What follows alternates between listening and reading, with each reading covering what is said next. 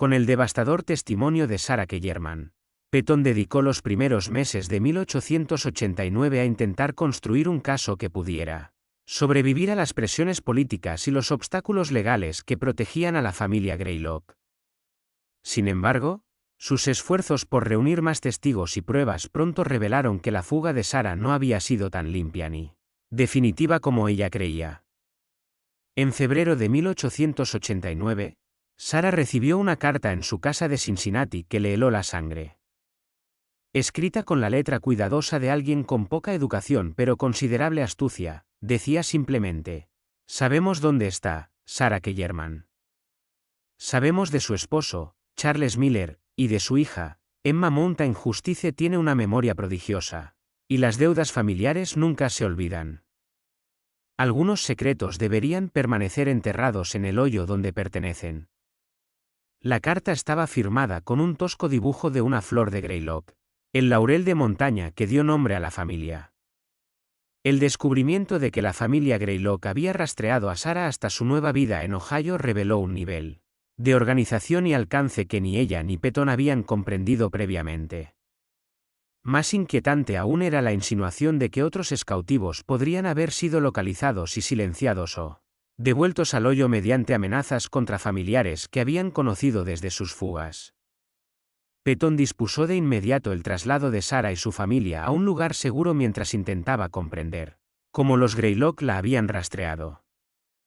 La respuesta llegó a través de su investigación de los registros de matrimonio y nacimiento en Ohio, que reveló que varios funcionarios del gobierno habían recibido consultas sobre Sarah Kellerman, también conocida como Sarah Miller, de familiares que buscaban reunirse.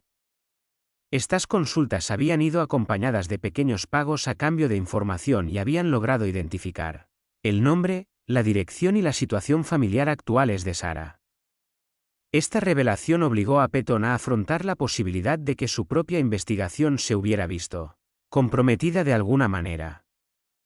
Si la familia Greylock poseía los recursos y las conexiones para rastrear a antiguos cautivos a través de las fronteras estatales, probablemente también tenían la capacidad de monitorear los esfuerzos para exponer sus actividades.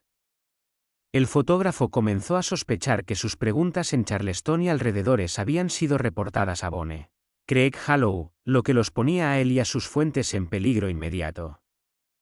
Sus temores se confirmaron cuando regresó a su estudio de Charleston en marzo y encontró evidencia de una búsqueda cuidadosa pero exhaustiva. No parecía faltar nada, pero habían movido objetos sutilmente. Examinaron los archivos y abrieron su caja fuerte a pesar de no mostrar señales de haber sido forzada. Lo más escalofriante de todo fue que habían dejado una sola flor derrizada sobre su escritorio, cuyos pétalos blancos ya se estaban volviendo marrones con el cálido aire interior. Un mensaje que era a la vez amenaza y promesa. Justo cuando creíamos haberlo visto todo. El horror en Bone Craig Hallow se intensifica. Si esta historia te da escalofríos, comparte este vídeo con un amigo amante de los misterios oscuros. Dale a me gusta para apoyar nuestro contenido. Y no olvides suscribirte para no perderte historias como esta. Descubramos juntos qué sucede después. La escalada de amenazas coincidió con informes inquietantes provenientes de las propias montañas. Los viajeros que pasaban por las zonas cercanas a Bone Craig Hallow reportaron actividades inusuales. Grandes grupos de hombres se movían por el bosque de noche, el sonido de las obras de construcción proveniente del remoto valle y un aumento en el número de guardias armados, patrullando los accesos a la propiedad Greylock. Los comerciantes locales notaron que las compras de la familia se habían centrado en artículos que sugerían la preparación para un asedio. Grandes cantidades de alimentos en conserva, municiones, suministros médicos y materiales de construcción adecuados para fortificaciones. Más inquietante aún, varias personas que habían proporcionado información a la investigación de Petón comenzaron a experimentar sus propias formas de intimidación. Intimidación y posible violencia en una amplia zona geográfica. La investigación de Petón también había atraído la atención no deseada de las autoridades federales, pero no de la forma que él esperaba. En lugar de ofrecer ayuda para exponer los crímenes, Los alguaciles federales parecían más interesados en comprender por qué un fotógrafo de Charleston realizaba investigaciones que amenazaban con perturbar las relaciones establecidas con las fuerzas del orden en regiones remotas. Al ser presionados para que aclararan la situación, estos funcionarios dejaron claro que la familia Greylock había proporcionado información valiosa sobre actividades criminales en las montañas durante años y que perturbar esta relación podría interferir con las investigaciones federales en curso sobre otras organizaciones criminales. La implicación era clara y aterradora. El abuso sistemático de menores por parte de la familia Greylock estaba siendo protegido porque servían como informantes para las fuerzas del orden que valoraban su capacidad de recopilación de información por encima de la vida de sus víctimas. El gobierno federal no ignoraba los crímenes en Bonne Creek Hollow. Fue cómplice al permitir que continuaran. Con la llegada de la primavera de 1889, Petón se vio atrapado en una pesadilla de dimensiones cada vez mayores. Sus intentos de exponer los crímenes de una familia habían revelado una red de corrupción, complicidad y crueldad organizada que se extendía a todos los niveles del gobierno y las fuerzas del orden. La fotografía que había iniciado su investigación ya no era simplemente evidencia de abuso infantil. Era la documentación de los fallos sistemáticos de las instituciones estadounidenses que habían permitido que tales horrores prosperaran bajo protección oficial. Pero el acontecimiento más aterrador estaba por llegar. En abril de 1889, Petón recibió la noticia de que 3 niños más habían desaparecido de familias en comunidades montañosas remotas, todos en circunstancias que sugerían la participación de los Greylock. La familia no se retiraba ante el creciente escrutinio. Estaban ampliando sus operaciones, confiados en que su red de protección los protegería de cualquier consecuencia. Los riesgos de la investigación de Petón habían aumentado más allá de la justicia para las víctimas pasadas, para prevenir futuras atrocidades. Sin embargo, sus pruebas seguían siendo legalmente insuficientes. Sus testigos, aterrorizados, guardaron silencio, y su propia seguridad se veía cada vez más comprometida. El tiempo se agotaba y los niños de Appalachia seguían desapareciendo en la hondonada donde los gritos solo resonaban en la piedra de la montaña y el silencio se imponía con grilletes de hierro y la constante amenaza de muerte. El enfrentamiento final no comenzó con una acción dramática, sino con la desesperada apuesta de un niño por la libertad, que finalmente expondría el alcance total de los crímenes de la familia Greylock. En la noche del 15 de mayo de 1889, un niño llamado Michael Brennan logró escapar de Bonne Creek Hollow y recorrió 43 kilómetros de terreno montañoso peligroso para llegar al pueblo de Cedar Lee.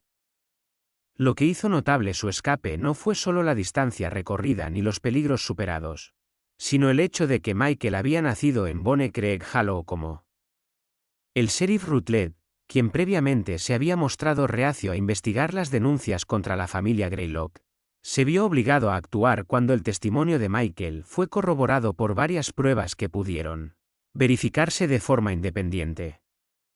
Las descripciones del niño de niños desaparecidos específicos coincidían con los informes oficiales con una precisión que habría sido imposible a menos que hubiera conocido realmente a las víctimas. Sus mapas de la hondonada coincidían exactamente con los registros topográficos de décadas anteriores, y su conocimiento de las actividades de la familia incluía detalles sobre la corrupción de funcionarios locales, que ningún extraño debería haber conocido. Lo más convincente de todo fue la explicación de Michael sobre cómo había obtenido la información y las pruebas que portaba. Como uno de los niños nacidos en el hueco, se le había confiado mayor libertad que a los forasteros capturados y se le había asignado la tarea de ayudar con las tareas de registro que requerían conocimientos básicos de alfabetización. Tras años de cuidadosa observación y toma de notas secretas, había reunido una documentación exhaustiva de las operaciones de los Greylock, incluyendo registros detallados de niños que habían muerto, sido vendidos o asesinados con fines disciplinarios. El testimonio del niño reveló que la fotografía que Henry Petón había tomado en 1887 solo había captado una fracción de la verdad. En el momento de la fuga de Michael en 1889, El hueco contenía 47 niños y jóvenes en diversos estados de cautiverio, desde niños de 6 años recién capturados hasta mujeres de 20 años que habían pasado toda su vida en cautiverio y ahora estaban siendo utilizadas para producir la siguiente generación de cautivos. La fuga de Michael se debió a su descubrimiento de que la familia Greylock planeaba eliminar a su población actual de cautivos y reubicar sus operaciones a una nueva ubicación más al oeste, donde los territorios federales ofrecían aún menos supervisión legal que los estados establecidos. La decisión de limpiar la casa se debió al mayor escrutinio de la investigación de Petón y a la preocupación de que demasiada gente comenzaba a hacer preguntas incómodas sobre las actividades de la hondonada. La masacre planeada se llevaría a cabo durante el verano de 1889, disfrazando las muertes como un brote de enfermedad que justificaría la quema de los cuerpos y la destrucción de las pruebas. La familia Greylock había empleado tácticas similares antes al reubicar sus operaciones, pero nunca a una escala tan grande. Michael había escuchado a Ezequiel discutir la logística para matar a 47 personas de manera eficiente. Valle 55 años antes. La evidencia física era abrumadora e innegable. Las fosas comunes contenían los restos de niños que habían muerto por abuso, desnutrición o ejecución. Los registros detallados que mantenía la familia documentaban la adquisición, explotación y eliminación de las víctimas con la precisión mecánica de un libro de contabilidad. Los edificios del complejo contenían instrumentos de tortura y contención que demostraban un nivel de crueldad sofisticada que impactó incluso a los agentes del orden más experimentados. Pero quizás lo más aterrador fue el descubrimiento de que las operaciones de la familia Greylock se extendían mucho más allá de Bonne Creek Hollow. Los documentos incautados durante la redada revelaron correspondencia con organizaciones criminales similares en 7 estados, lo que sugiere una red coordinada de explotación infantil que había operado en los Apalaches durante décadas. Las cartas detallaban la venta y transferencia de niños entre diferentes familias, el intercambio de técnicas disciplinarias y los esfuerzos coordinados para corromper a los funcionarios locales y eliminar a posibles testigos. El enfrentamiento en sí fue a la vez decepcionante y aterrador. Cuando el grupo de asalto llegó a la hondonada, encontraron a la familia Greylock esperándolos tranquilamente, como si hubieran estado esperando la visita. Ezequiel Greylock, ahora de unos 60 años, pero aún con la fría inteligencia que había construido su imperio criminal, recibió a la gente de la ley con cortesía y de inmediato comenzó a ofrecer explicaciones sobre todo lo que encontrarían. Su estrategia fue sofisticada y casi exitosa. En lugar de negar las pruebas, Ezequiel afirmó que su familia había estado operando bajo la sanción oficial de las autoridades federales, que necesitaban su ubicación remota y sus métodos cuestionables para manejar casos especiales que las instituciones normales no podían manejar. Presentó documentos falsificados que parecían autorizar sus actividades como parte de programas gubernamentales clasificados y nombró a funcionarios federales específicos que, según él, habían aprobado y supervisado sus operaciones. El engaño podría haber funcionado de no ser por la presencia de Michael Brennan con el grupo de asalto. El profundo conocimiento del chico sobre las operaciones de la hondonada le permitió guiar a los investigadores hacia pruebas que contradecían las mentiras cuidadosamente preparadas de Ezequiel. Más importante aún, el testimonio de Michael sobre la masacre planeada reveló que la aparente cooperación de la familia Greylock era simplemente otra manipulación diseñada para ganar tiempo y destruir las pruebas más contundentes. Mientras los investigadores registraban el complejo, descubrieron que varios edificios habían sido preparados para una demolición rápida con barriles de aceite de lámpara colocados estratégicamente para crear incendios que consumirían registros y pruebas físicas. Los juicios que siguieron a la redada en Bonne Creek Hollow se convirtieron en uno de los procesos penales más importantes de la historia de Virginia Occidental. Pero la búsqueda de justicia resultó casi tan compleja y perturbadora como los propios crímenes. El alcance de la corrupción revelado durante la investigación obligó a las autoridades a afrontar la incómoda realidad de que las actividades de la familia Greylock habían sido posibles gracias a fallos sistemáticos en todos los niveles del gobierno y la sociedad. Ezequiel Greylock y sus familiares directos fueron finalmente condenados por cargos que iban desde secuestro y asesinato hasta fraude y conspiración. Pero sus juicios revelaron que la red de complicidad se extendía mucho más allá de Bonnie Craig Hallow. 12 funcionarios del condado, 6 jueces y numerosos agentes del orden estuvieron implicados en encubrir o facilitar directamente los crímenes de la familia. Las investigaciones y los procesos judiciales resultantes duraron más de 3 años y desmantelaron eficazmente la estructura de poder existente en 4 condados. El destino de los niños rescatados presentó desafíos que el sistema legal no estaba preparado para manejar.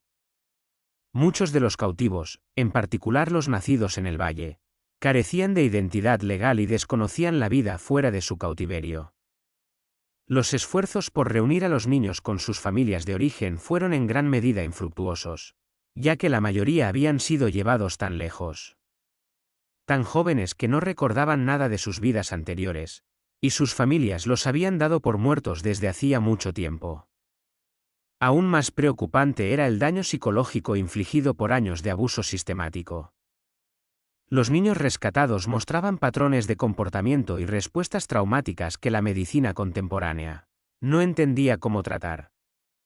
Muchos no pudieron adaptarse a entornos sociales normales y requirieron cuidados institucionales de por vida.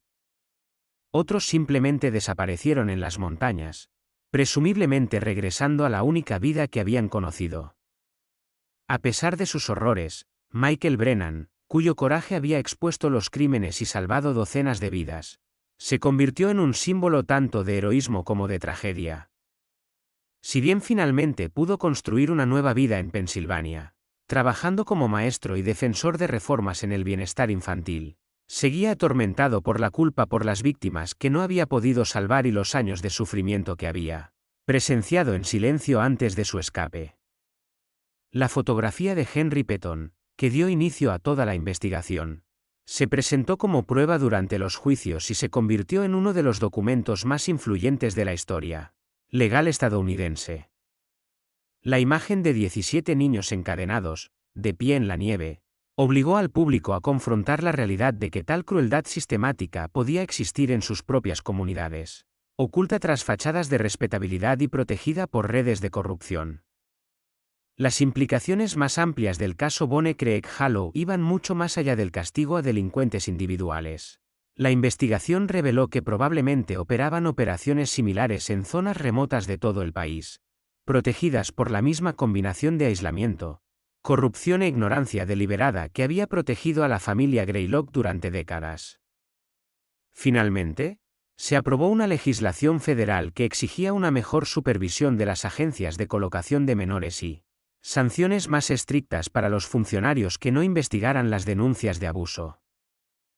El caso Greylock obligó a la sociedad estadounidense a afrontar preguntas incómodas sobre el precio del aislamiento y los peligros de la autoridad incuestionable. Reveló la facilidad con la que la crueldad sistemática podía prosperar cuando las comunidades preferían la ignorancia a la investigación, cuando los funcionarios priorizaban la conveniencia sobre la justicia y cuando los miembros más vulnerables de la sociedad se encontraban fuera del alcance de las instituciones protectoras. La fotografía por la que Henry Petton arriesgó su vida para preservarla ahora cuelga en los archivos estatales de Virginia Occidental, sirviendo como un recordatorio permanente tanto de la maldad como del coraje humanos. Esos 17 rostros congelados en el tiempo y sus jali plateados siguen siendo testigos de crímenes que muchos preferirían olvidar, asegurando que su sufrimiento no careciera de sentido y que sus historias no se pierdan en la historia. En definitiva, el caso de Bonnie Craig Hallow se erige como uno de los capítulos más oscuros de la historia criminal estadounidense, pero también como prueba de que incluso los sistemas de opresión mejor construidos pueden ser derribados mediante actos individuales de coraje y la búsqueda persistente de la verdad. Los niños de esa fotografía esperaron más de 50 años por justicia, pero su paciencia finalmente fue recompensada por un fotógrafo que se negó a mirar hacia otro lado. Un niño que lo arriesgó todo para exponer la verdad y una sociedad que finalmente encontró el coraje para afrontar sus propios fracasos. Este misterio nos muestra que los mayores horrores a menudo se esconden tras fachadas de respetabilidad, protegidas no por fuerzas sobrenaturales, sino por faltas muy humanas de coraje y compasión. Integridad. ¿Qué opinas de esta historia? ¿Crees que una crueldad tan sistemática pudo permanecer oculta durante tanto tiempo en comunidades aisladas?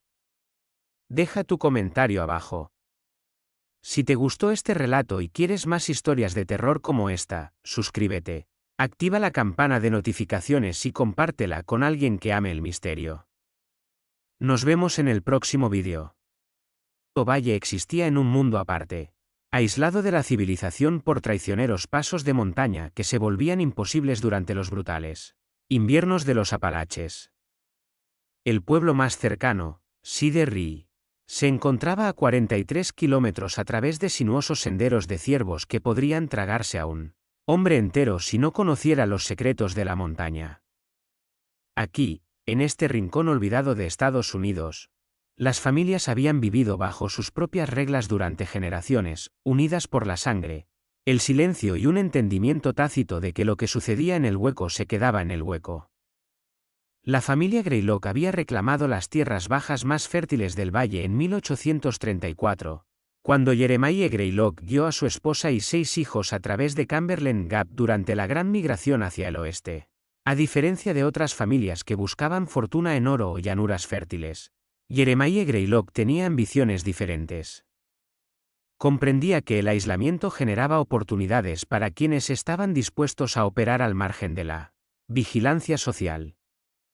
La hondonada le proporcionaba todo lo que necesitaba: agua fresca de Bonne Creek, tierra fértil para los cultivos, bosques densos para la caza, lo más importante, completa separación de la interferencia del gobierno, la supervisión de la iglesia o vecinos curiosos.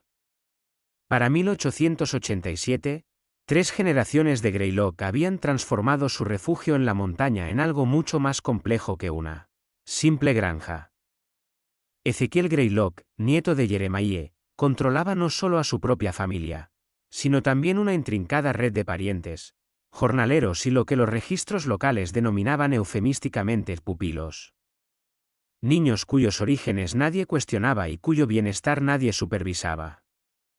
La hondonada se había convertido en un mundo aislado donde la palabra de Ezekiel era ley, su justicia absoluta y sus métodos para mantener el orden, creativos y aterradores. El propio Ezekiel fue un hombre moldeado por el duro entorno montañoso. Alto y delgado como un retoño de nogal, con ojos del color del hielo invernal, poseía una inteligencia que muchos subestimaban debido a su dialecto retrógrado y su ropa remendada. Pero tras esa fachada rústica cuidadosamente cultivada se escondía una mente calculadora que había pasado décadas perfeccionando un sistema de control que habría impresionado al capataz de plantación más despiadado. Su esposa, Martha Greylock, nacida Martha Kellerman, de una hondonada vecina, había sido moldeada por 30 años de aislamiento en la montaña hasta convertirse en algo tan duro e implacable como los picos de piedra que rodeaban su hogar. En una época en la que las tasas de mortalidad infantil eran altas, el registro de datos era esporádico y la comunicación entre comunidades remotas era casi inexistente, los Greylock habían descubierto que podían dirigir su propio reino privado con total impunidad. El método de adquisición era a la vez simple y diabólico. En los inviernos más crudos, familias desesperadas de las hondonadas circundantes a veces se acercaban a Ezekiel con ofertas para atar a sus hijos. Una práctica común.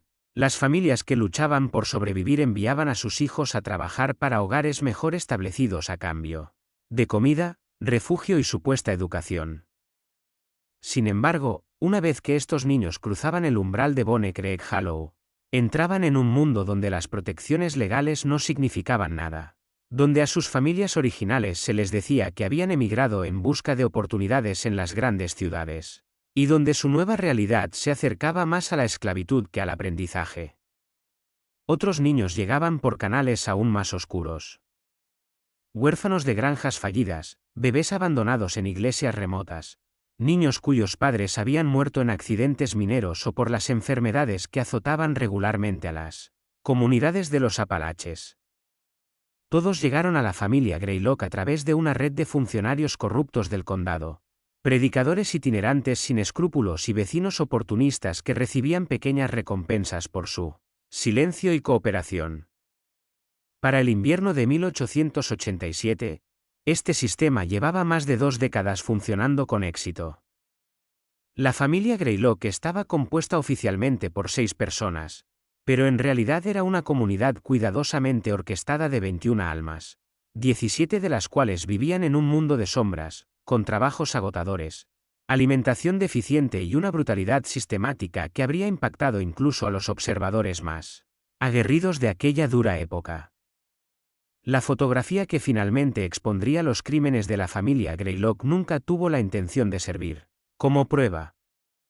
En diciembre de 1887, un fotógrafo viajero llamado Henry Petton recorría las comunidades montañosas, ofreciendo capturar retratos familiares por el inusualmente razonable precio de 50 centavos por sesión. Para las familias aisladas que tal vez nunca volverían a ver a otro fotógrafo, esto representaba una valiosa oportunidad de documentar sus vidas para la posteridad. Peón había oído hablar de los Greylock durante su estancia en Cedar Lee. Los comerciantes locales hablaban de la familia con una mezcla de respeto y hastío, describiendo a Ezequiel como un hombre que siempre pagaba sus deudas al contado y que parecía producir una cantidad inusual de cosechas y conservar bienes para el comercio a pesar de las duras condiciones de su aislada hondonada. Intrigado por las historias de la prosperidad familiar y con la esperanza de obtener una comisión sustancial, Petton emprendió el difícil viaje a Bonne Creek Hollow el 15 de diciembre de 1887. Lo que encontró allí desafió todas sus suposiciones sobre las familias de las montañas de Backwoods. La finca Greylock no era la tosca cabaña de troncos que esperaba, sino un complejo de edificios bien construidos dispuestos alrededor de un patio central. La casa principal. Y alrededor de sus tobillos, claramente visibles bajo la luz del sol invernal, había grilletes de hierro conectados por cortos tramos de cadena que les permitían caminar pero les impedían correr. La escena que siguió se grabó en la memoria de Petton con una claridad fotográfica. Martha Greylock les gritó a los niños con una voz que cargaba con décadas de crueldad practicada. Samuel y Rebecca actuaron con rapidez y eficiencia para reunir a los fugitivos, blandiendo correas de cuero con la destreza casual de una larga práctica. La máscara de hospitalidad civilizada de Ezequiel se desvaneció por completo, revelando algo frío y calculador mientras comenzaba a dar órdenes rápidas sobre cómo asegurar a los trabajadores y mantener la disciplina. En ese momento de caos y verdad revelada, los instintos profesionales de Petton superaron su sorpresa. Su cámara ya estaba preparada para el retrato familiar, y casi sin pensarlo conscientemente, accionó el obturador. La imagen resultante capturó a 17 niños de pie en la nieve afuera de la casa principal, con sus grilletes claramente visibles, sus rostros con expresiones de desesperanza y terror que ningún tiempo podría borrar de su memoria. El resultado fue rápido y aterrador. Ezequiel comprendió de inmediato lo que había sucedido y exigió la placa fotográfica. Pero Petton, presentiendo que había documentado algo de terrible importancia, alegó que la exposición había fallado y que necesitaría preparar una nueva placa. Esto le dio un tiempo precioso para preparar en secreto una segunda placa con la imagen incriminatoria mientras fingía prepararse para una nueva toma. Cuando finalmente logró un exitoso retrato familiar, que mostraba solo a los 4 hijos oficiales de Greylock, dispuestos en poses convencionales. Ezequiel parecía satisfecho de que la evidencia de sus crímenes hubiera sido contenida. Petton salió de Bonne Creek Hollow esa noche con 2 placas fotográficas, una que mostraba a la respetable familia Greylock tal como deseaban ser recordados y otra que mostraba una verdad tan horrible que lo perseguiría por el resto de su vida. 3 días después. Más preocupante aún era la evidente familiaridad de Rutledge con el nombre de Ezequiel Greylock y su reticencia a revelar detalles de dicha familiaridad. Al ser presionado, el sheriff finalmente admitió que Greylock había colaborado con las fuerzas del orden en varias ocasiones y era considerado una fuente fiable de información sobre la actividad delictiva en las regiones montañosas. Esta revelación planteó nuevas e inquietantes preguntas sobre el alcance de la Operación Greylock. A través de una paciente investigación durante los meses siguientes, Petton comenzó a descubrir una red de relaciones que sugería que los crímenes en Bone Creek Hollow formaban parte de un sistema mucho mayor de corrupción y explotación. Los registros judiciales de los condados circundantes revelaron que Ezekiel Greylock había estado involucrado en docenas de acuerdos de acogida de menores durante los últimos 15 años.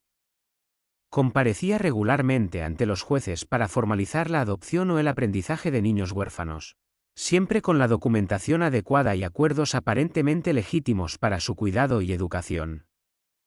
Sin embargo, cuando Petton intentó localizar a algunos de estos niños, descubrió un patrón inquietante. Simplemente habían desaparecido de todos los registros oficiales tras su acogida con la familia Greylock. Aún más preocupante fue el descubrimiento de que varios funcionarios del condado, incluidos 2 jueces y un secretario judicial, habían recibió préstamos sustanciales de Ezekiel Greylock durante dificultades financieras. Estas deudas crearon relaciones de dependencia que aseguraron que las operaciones de la familia nunca enfrentaran un escrutinio legal serio. El patriarca de la montaña había construido un sistema de corrupción mutuamente beneficioso que protegía sus actividades, a la vez que brindaba valiosos servicios a las autoridades locales, quienes preferían que los problemas sociales difíciles se manejaran de forma discreta y eficiente. El alcance de la complicidad se extendía más allá de los funcionarios gubernamentales. Aún más inquietantes eran los registros fragmentarios de familias vecinas que insinuaban el destino de los niños, que habían resultado problemáticos o no aptos para los propósitos de los Greylock. Varias familias informaron sobre niños que habían huido en busca de fortuna tras breves estancias con la familia de la montaña, pero estas desapariciones seguían patrones sospechosos. Solían ocurrir durante condiciones climáticas adversas, cuando viajar era casi imposible, y los niños desaparecidos invariablemente dejaban atrás todas sus posesiones, incluyendo objetos de valor sentimental que parecía improbable que fueran abandonados voluntariamente. El terreno montañoso que rodea Bone Creek Hollow ofrecía amplias oportunidades para la eliminación permanente de pruebas inoportunas. La zona estaba plagada de cuevas profundas, pozos de minas abandonados y desfiladeros remotos donde quizá nunca se encontrara un cuerpo. Cazadores y tramperos locales ocasionalmente reportaban el hallazgo de fragmentos óseos inusuales o retazos de ropa en zonas remotas, pero estos descubrimientos solían atribuirse a la depredación animal o a accidentes naturales, en lugar de investigarse como posible evidencia de un delito. Para el otoño de 1888, Petton había reunido un conjunto de pruebas que presentaba un panorama aterrador de explotación infantil, sistemática que se remontaba a más de 50 años. La fotografía que había iniciado su investigación era simplemente la documentación más reciente de crímenes que habían permanecido ocultos a plena vista durante décadas, protegidos por una conspiración de silencio, complicidad e ignorancia deliberada que abarcaba múltiples condados y generaciones de funcionarios. Pero las pruebas por sí solas no eran suficientes para garantizar la justicia. El fotógrafo se enfrentaba ahora al reto de encontrar autoridades capaces y dispuestas a actuar contra una organización criminal que había operado con éxito y impunidad durante medio siglo. El avance en la investigación de Petton provino de una fuente inesperada. Desnutrición deliberada que los dejaba demasiado débiles para viajar largas distancias. Manipulación psicológica que los convencía de su inutilidad y de su indeseabilidad para el mundo exterior. Y un sistema cuidadosamente mantenido de recompensas y castigos que los mantenía compitiendo entre sí en lugar de cooperar contra sus opresores. La distribución física del complejo Greylock reflejaba este sofisticado enfoque del control humano. Lo que Petton había asumido como dormitorios eran en realidad estructuras penitenciarias cuidadosamente diseñadas, camufladas como granjas normales. Los dormitorios principales de los niños atados eran estructuras sin ventanas con puertas pesadas que se podían bloquear desde el exterior. La distribución de los dormitorios separaba deliberadamente a hermanos y amigos para evitar la formación de relaciones que pudieran conducir a una resistencia coordinada. La distribución de alimentos se utilizaba tanto como mecanismo de control como método de debilitamiento deliberado. Los niños atados recibían raciones cuidadosamente calculadas, diseñadas para mantener su capacidad de trabajo y, al mismo tiempo, mantenerlos demasiado desnutridos como para intentar escapar a través del difícil terreno montañoso. Sara describió un estado de hambre constante, tan severo que los niños se peleaban entre sí por las sobras, creando un entorno donde la cooperación se volvía imposible y la supervivencia dependía de la sumisión individual a las exigencias de los Greylock. Pero quizás lo más inquietante fue la revelación de Sara sobre la planificación a largo plazo de la familia. Los Greylock no se limitaban a explotar a los niños hasta que se volvían demasiado viejos para controlarlos. Habían desarrollado un programa sistemático de crianza diseñado para producir generaciones sucesivas de trabajadores que jamás conocerían la vida fuera del hueco. Las adolescentes entre los niños atados eran obligadas regularmente a tener relaciones sexuales con niños mayores o jóvenes, y los hijos resultantes pasaban a ser propiedad de la familia Greylock desde su nacimiento. Estos cautivos de segunda generación, que nunca habían conocido la libertad ni el contacto con el mundo exterior, eran, según se decía, los trabajadores más valiosos del sistema Greylock. Sin recuerdos de la vida más allá del hueco, sin conocimiento de las protecciones legales ni de las relaciones sociales normales, estaban perfectamente adaptados a su rol de sirvientes permanentes. Los niños eran obligados a presenciar cómo sus compañeros eran golpeados hasta la muerte, estrangulados o arrojados a las gélidas aguas de Bonne Creek durante los meses de invierno, cuando los cuerpos quedaban atrapados bajo el hielo hasta que las inundaciones primaverales los arrastraban río abajo. Estas ejecuciones públicas cumplían múltiples propósitos, eliminaban a individuos problemáticos, aterrorizaban a la población superviviente para que obedeciera por completo y proporcionaban ayuda práctica. Hijos en las consecuencias de la resistencia. El testimonio de Sara también reveló el amplio alcance económico de la Operación Greylock. La aparente prosperidad de la familia se basaba no solo en el trabajo no remunerado, sino en una sofisticada red de actividades delictivas que incluía robo, fraude y lo que ahora se reconocería como trata de personas. Niños con habilidades o atributos físicos particulares a veces eran vendidos a otras empresas delictivas en estados lejanos, lo que generaba sustanciales ingresos en efectivo que ayudaban a financiar la expansión familiar y la corrupción de los funcionarios locales. La familia Mountain también había perfeccionado técnicas para adquirir propiedades y recursos mediante fraude sistemático. Identificaban a familias vulnerables con dificultades financieras, ofrecían ayuda en forma de préstamos o acuerdos de reparto de cosechas y luego manipulaban gradualmente estas relaciones para adquirir tierras, ganado y, finalmente, hijos. Más de 50 años de estas actividades los habían convertido en una de las familias más ricas de la región, manteniendo la apariencia de simples agricultores de montaña. Lo más inquietante de todo fue la revelación de Sara sobre las conexiones de la familia Greylock con operaciones similares en otras zonas remotas. Durante su cautiverio, se encontró con niños que hablaban de otras familias, otros huecos, otros lugares donde los mismos sistemas de explotación operaban bajo nombres diferentes, pero siguiendo patrones idénticos. La implicación era que la operación de Bonne Creek Hollow no era única, sino parte de una red más amplia de explotación infantil organizada que se extendía por la región de los Apalaches. Con la llegada del invierno de 1888, Peton se encontró en posesión de pruebas que sugerían uno de los casos más sistemáticos de abuso infantil organizado en la historia de Estados Unidos. Pero también comprendió que el alcance y la duración de los crímenes los hacían casi imposibles de procesar por las vías legales normales.